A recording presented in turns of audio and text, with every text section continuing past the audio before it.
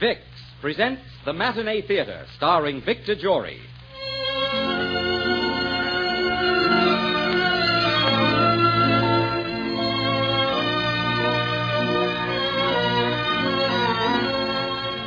Vicks, the makers of Vicks Vapor Rub, Vicks Vatronol, Vicks Cough Drops, and Vicks Inhaler, brings you the Matinee Theater, starring Victor Jory in a most unusual Christmas play. A Stable in Bethlehem, Pennsylvania. First, here's a good thing to remember when you catch a cold.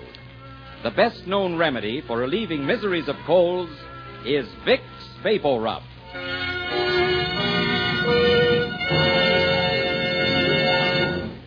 Ladies and gentlemen, today from the stage of the Matinee Theater, Vicks invites you to enjoy a modern miracle play.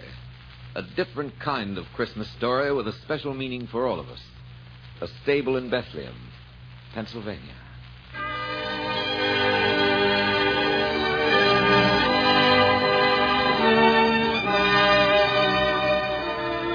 It's Christmas Eve, and behind the window of an exclusive Fifth Avenue club, two elderly men look out on the world with jaundiced eyes.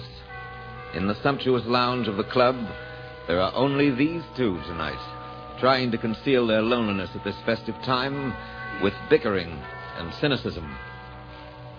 Oh, these chimes. I suppose we'll have to listen to those chimes all evening, Gordon. Yes, Christmas. The commercialism and hypocrisy of the whole thing turns my stomach, Townsend. Oh, that's something we agree on. It's all so obvious. Think of all those millions of people out there wrapping presents. Why? Only because they feel obligated, or they're trying to bribe somebody. Take you all these years to learn that? And these Christmas cards. Nothing but assembly line sentiment. People buy a card, put it in an envelope, stick a stamp on it, and send it off saying, "There, thank the Lord, he's taken care of." Christmas cards are a system whereby people remember to forget you. Greetings of the season. Yes. And when they get through sweeping out the tinsel and adding up their bills, they'll be back at each other's throats again. Look at these hollyhocks in the window. That Christmas tree with all its baubles. By George, I'm going to complain to the board of directors about this. Just needless expense. But I suppose I won't get anywhere. There's a prize collection of nitwits, our board of directors. No. Wait a minute, Gordon. Wait a minute. I resent that. I happen to be a member of that board. I apologize. I should have said they're all nitwits but one. Well, thank you. And that one's a fool. Huh? Now, look here, Gordon. All right. You know, Townsend, I'll make you a wager. What's that? I'll bet not 1 in 50 people down there in the street knows the story of Christmas, of Bethlehem, the shepherds. Oh, they know the story, all right. The strange thing about it is that they believe it. You're right. The miracle of Bethlehem is a myth. Are you sure of that, sir? Huh? What's that? Who are you? You're new here, aren't you? Yes, I am. Oh, I see. A substitute, eh? I suppose because some of the staff are home trimming their Christmas trees, celebrating. We don't matter, of course. We just pay our dues. I'm here to serve you, gentlemen. And probably getting time and a half because it's Christmas Eve. Well, we want 2 hot toddies.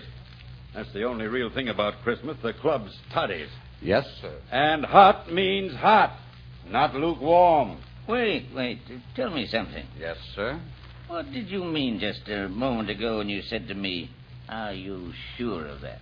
Well, sir, you said the story of Christmas, of Bethlehem, and the shepherds was a myth. Yes, I said that. What about it? I'm sorry, sir. I must disagree with you. What do you mean by that? Well, sir, you see, the story of Christmas is true. I know that for a fact. It happened again only a year ago. Oh, stop talking in circles, man. Explain yourself. Just what are you driving at? The eternal story of Christmas, sir. It happened to real people. I heard about it from someone I know. Heard about it? From whom? Well, let's say he was a friend. He drove a truck carrying freight from here to Pittsburgh. 2 or 3 of them traveled together, as you might say, in caravans. An ingenious beginning. Caravans of trucks, is it? Like camels in biblical days, eh? You might say so. All right. Go on with your story. It was last Christmas Eve, just a year ago tonight, gentlemen.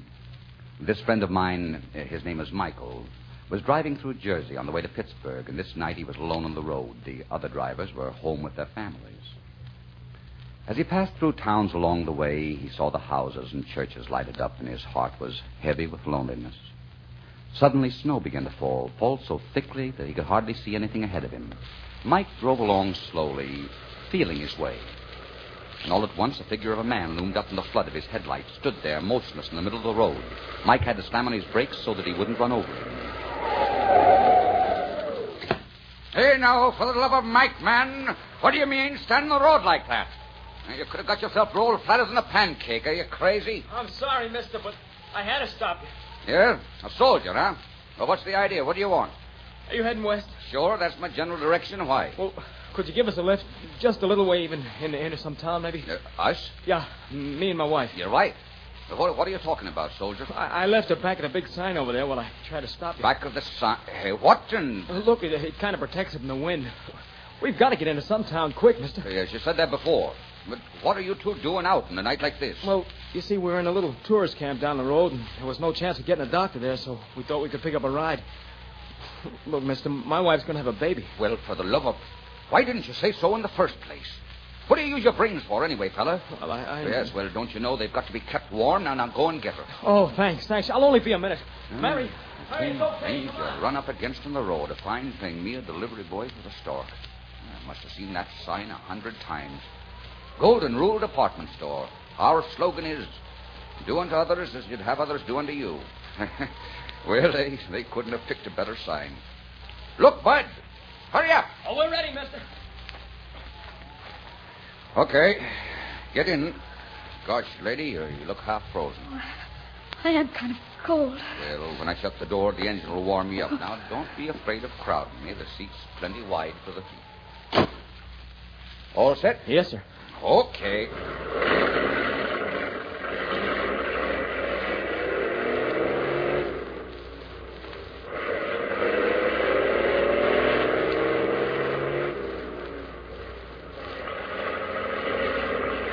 We'll find some place in the road and stop for some hot coffee.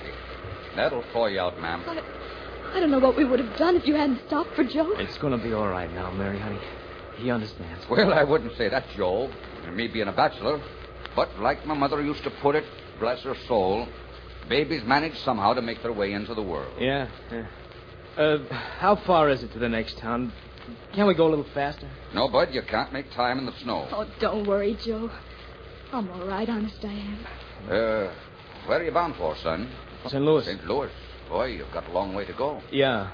But, you see, that's where Mary was born. I see. Her folks still live there. She wanted to be there when we had our baby. Oh. There isn't much time left on my furlough, but I thought maybe we could make it. At least I'd know I was leaving in good hands. Oh, everything will be fine, Joe. You'll see. Just keep your arm around me. Hold me closer. Say, there's a blanket in back there. Put it around her, Joe. Oh, thanks. Boy, this is a funny Christmas Eve for me to be spending Mike Riley with a family on his hands.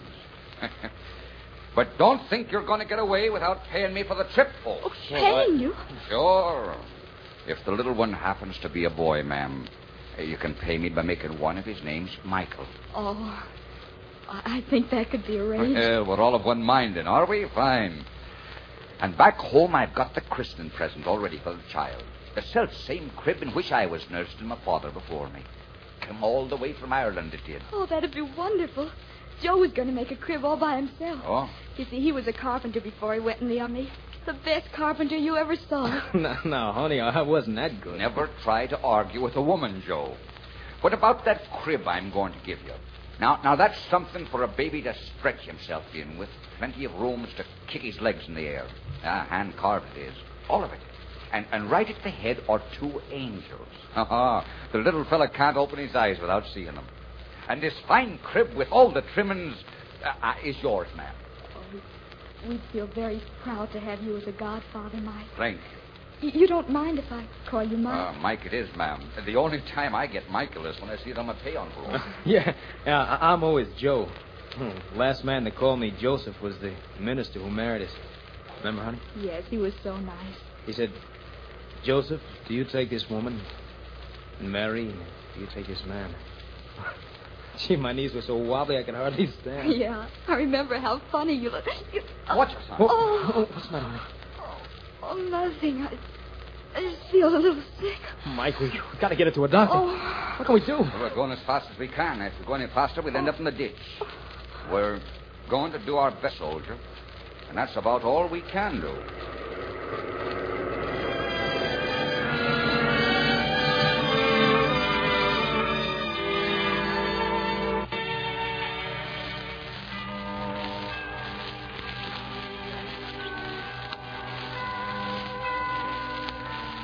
Well, what's the rest of your story? Why did you stop?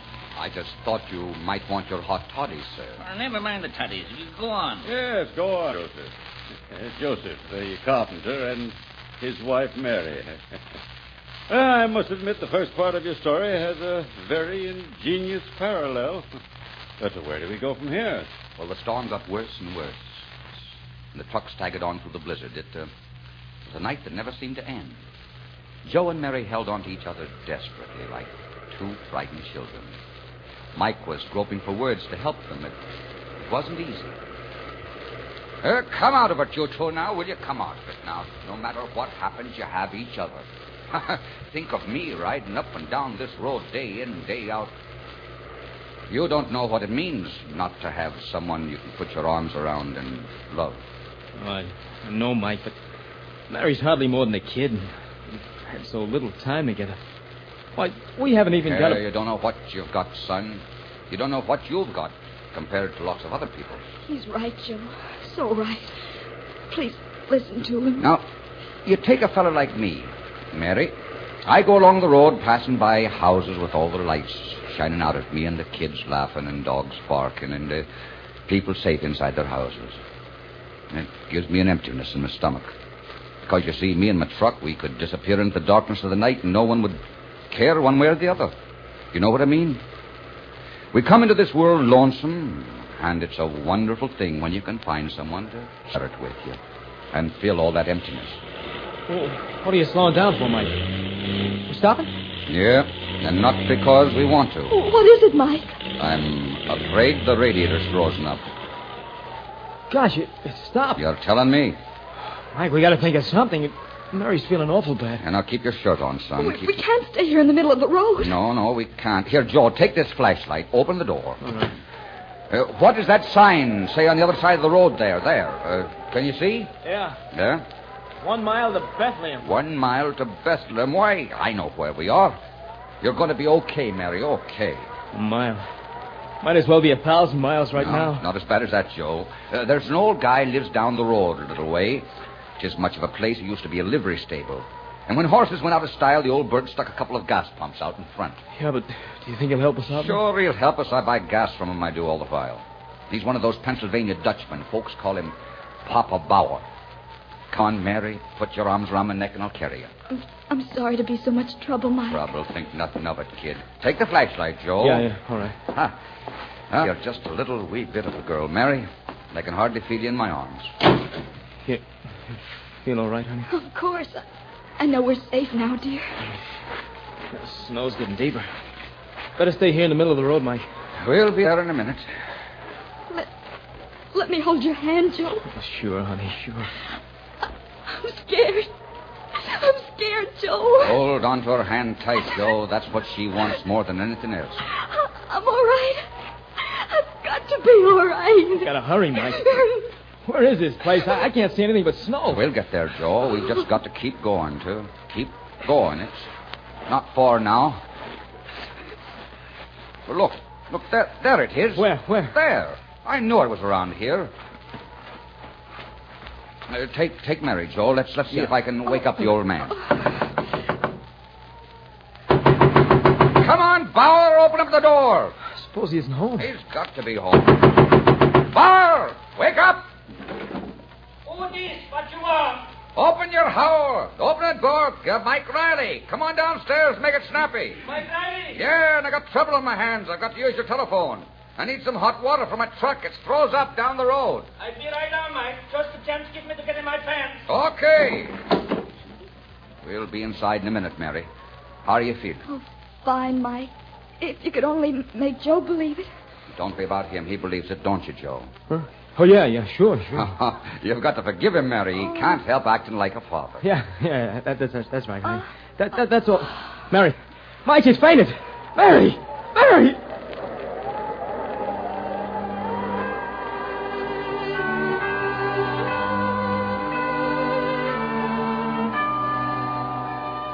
Well, they waited a few minutes. Joe and Mike and Mary. Minutes that seemed like hours.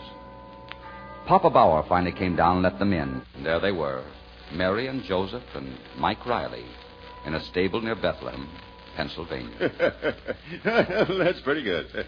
Mary and Joseph and Mike Riley. Yeah, but what about the shepherds and the wise men? Oh, they came. And there was a star, too. Oh, come now. Would you like me to finish, John? By all means, I wouldn't miss this for the world. No, Nerai, go on. Well, Mike and Papa Bauer started calling up doctors for Mary. But it was Christmas Eve. And it didn't seem any of them were at home. They must have tried about 20 doctors, going right down the list. But all they got were maids who said they'd try and find Dr. So-and-so and tell him about it. They were getting desperate. Mary and Joe were upstairs in Papa Bauer's room. And they all knew Mary's baby would be born soon. This one's out, too.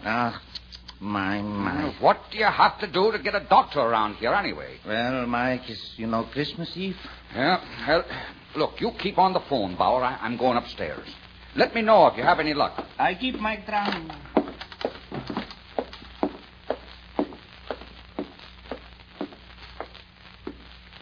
How is she, Joe? Oh, I don't know. Did you get a doctor? The old man's still on the phone. You mean you can't find a doctor? Oh, Mike, it's not fair. You can't expect her to have a baby in a stable with no one to help her. Don't worry, Joe. Please, darling. Don't worry. It's all right to say, but we're only kidding ourselves. Now, wait a minute, kid. Don't make it any worse for her. May I have some water? Sure, Mary, all the water you want. Here you are. Thank you, dear. Now, you just sit down, Joe. No, right here on the bed. Listen, Joe. You said something about a woman having a baby all by herself in a stable. Well, I'm not exactly a religious guy, but I can remember my grandfather telling me a story I never forgot. Oh, Mike, this is no time for stories. It's always time for this story, Joe. I can still see the old boy's gentle smile as he told it to me. It went something like this. The birth of young Jesus, he'd say, was a miraculous thing. It happened in those days that Joseph came to Bethlehem with his wife Mary, who was great with child. There was no room at the inn for them, nor accommodations. But there in a stable, she brought forth her firstborn child, a son, and wrapped him in swaddling clothes. And because she didn't have a crib, she put him in a manger. Now, in that part of the country near Bethlehem, in the Holy Land, there were some shepherds keeping watch over their flocks by night. And what do you suppose happened? An angel of the Lord came down to them. The glory of the Lord shone all around them. They were pretty scared, these shepherds. But the angel said to them, you don't have to be afraid. I'm bringing you tidings of great joy, which shall belong to all people. Right now, in the city of Bethlehem, a child is born. He's the Savior of all men, and you'll find him lying in a manger. And suddenly, with the angel was a heavenly host praising God and saying, Glory be to God in the highest, and on earth peace, goodwill toward men. It's beautiful, Mike. I only wish I could have told it to you like my grandfather did. Mike, come and sit down. Well, I guess maybe Bauer caught up with the doctor. Oh, I hope so. I'll be right back. What is it, Bauer? Did you find the doctor? No, but listen. Listen? Do you hear? Do I... Now, wait a minute. That's police sirens. I wonder what is the trouble yet. I don't know. Hey, they're coming here. Is he coming? Maybe now we can get some help. Don't you see? Maybe they can round up a doc or take Mary to a hospital. All right, you guys, come on, stick 'em up. It's okay, Chief. I got him covered. What goes on here? Are you coppers nuts or something? Yeah, what do you want? You'll find out. Keep reaching for the ceiling. Now, wait a minute, you guys, and keep quiet, will you? There's somebody upstairs who needs a doctor and needs him back. We know all about it. We brought a doctor along. Did you hear that, Mike? Yeah. All right, Dr. Henshaw. I'll keep these two guys covered. You upstairs. You too, Wilson. And be careful. They may be desperate. Okay, come on, Doc. Say, Chief, what's the big idea? You phoned for a doctor, didn't you? Sure, but we didn't hope for this kind of service. I am a quiet, law-abiding man. Everybody knows Papa Bow. Never mind. Stand up against the wall, you two. Ah, what's your name? Mike Riley. I suppose you don't know anything about the stick-up at the country club tonight. Stick up. Oh, listen, Chief, I'm a truck driver on my way to Pittsburgh. Ah, now I'll tell one. Well, it's true. But truck's parked just up the road with a frozen radiator. Hey, Swenson, go see if there's a truck around here. Yeah, Chief. What I can't understand is who sent you here. Yeah, all we did was phone for a doctor. And that's where you made your mistake. Huh? One of the doctors you phoned was Dr. Henshaw, one upstairs. He's a member of the Bethlehem Vigilance Committee. The which? You heard me. A group of professional businessmen who make it a point to suppress crime. And what's the criminal about what's happening here? Quiet. 3 members of the committee were at the country club when you pulled up that stick-up. Dr. Henshaw, Lawyer Marshy, and Mr. Davis, who owns the Golden Rule department store. And Dr. Henshaw's maid phoned and said there was a rush call out here. They put 2 and 2 together and called me at headquarters. Well, I'm afraid they're going to be surprised. Oh, yeah? We'll see who's surprised. The job was pulled by a mob of 4. The 4th guy was a little slow on the getaway. As he was leaving, he saw a pendant that Mrs. Henshaw was wearing and stopped to rip it off. By the time he got to the door, the steward had a chance to get the gun out of his desk, and he winged this 4th guy in the leg. So naturally, he'd be needing a doctor. And so these 3 wise guys think they can pin it on us. Chief, you may not know it, but you've seen a miracle happen tonight. I don't know what you're talking about. No? You will find out. It's okay now, Chief. What's okay, Wilson? We got here just in time. Where's the doc? Oh, he's upstairs. And you ought to see the little rascal who caused all this commotion. This ought to be good, Bauer. Yeah. I don't see what's so funny. You should have seen him, Chief. Sweet as a lamb. Huh? Didn't he make any fuss? Not a single yip out of him. Did he pull any rough stuff? Only grabbed hold of my finger. Wilson, you've been drinking. Now pull yourself together. Listen carefully. What did he say? Will he talk? Well, in a year, maybe. You can't expect too much. Wilson, what are you talking about? The baby, of course. Did you say a baby? That's what he said. I heard him. Well, for the flat-foot. Now, Chief, watch your language. There's a child in the house. I was going to kiss him, but Dr. Henshaw said I might give him germs. Did you hear that, Bauer? It's a him. Yeah, is it not wonderful? And in my stable already. Listen. Will you be listening to him now? With a pair of lungs like those, there's no telling what he'll make of himself in the world. And now, Chief, if you'll put that gun down, I'll be on my way upstairs. Why, I think I'll go with you. Oh, sure, and why not now? And you know, once the little darling sets his eyes on my beaming countenance, he'll be nothing but smiles. And while I'm at it, Chief, I'm going to ask him what he was doing at the country club tonight. You know, he's much too young to be doing gallivanting.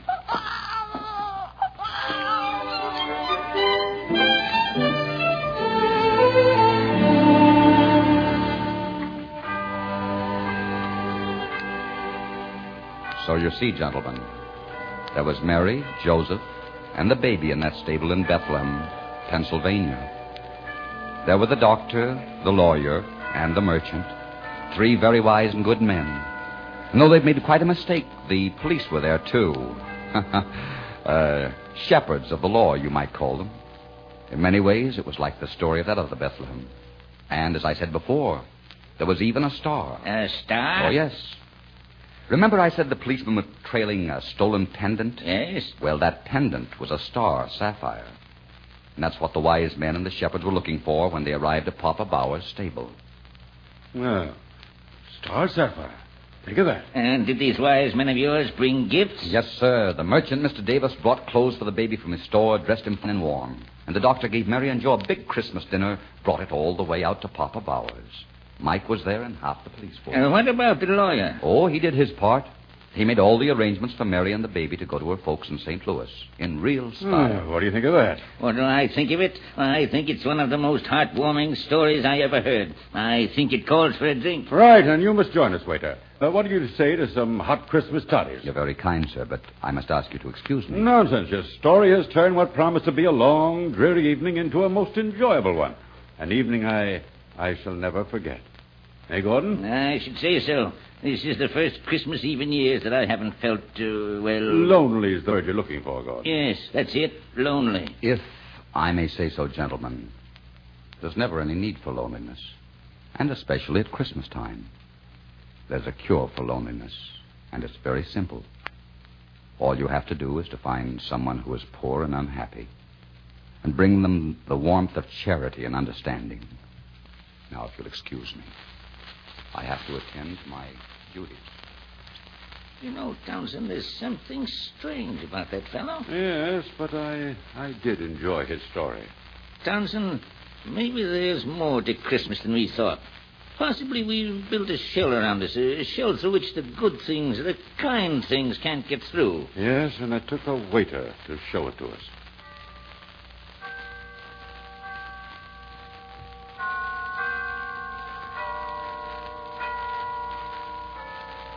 Well, Townsend, I wonder what that fellow's doing about those toddies. I'd better ring.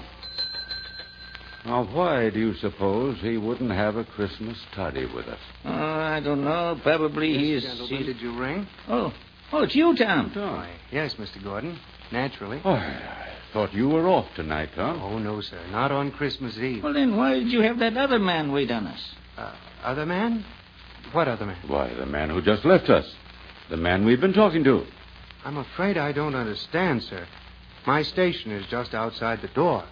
Aside from you two gentlemen, I've seen no one enter or leave this room. What? That's right, sir. And I can assure you that we have no extra waiters on tonight. No extra waiters? What? Wait, Gordon. All right, Tom. Please bring us 3 hot toddies. Did you say 3, sir? Yes, Tom. 3. 1 for Mr. Gordon, 1 for me, and 1 for the, shall we say, the spirit of Christmas.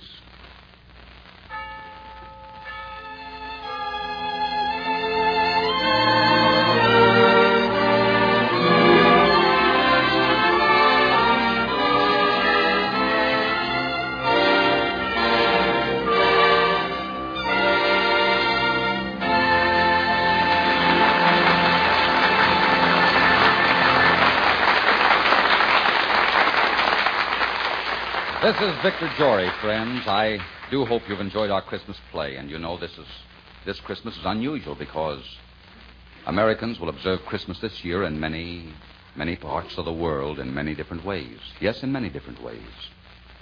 As one small voice in the never-to-be-stilled spirit of Christmas, I want to express you the deep and sincere holiday wishes of all of us who bring you Vicks Matinee Theater. Our producers, our cast, our director, our writers, and our technical men, Mr. Warno and his orchestra, and our sponsor, Vicks. To you, our audience, we say thanks for your many expressions of appreciation for our efforts, the knowledge that you're enjoying our productions, and to your relatives in the service of our country who can't be with you tomorrow, well, God bless them and bring them back safely for another Christmas. Thank you, and a very Merry Christmas.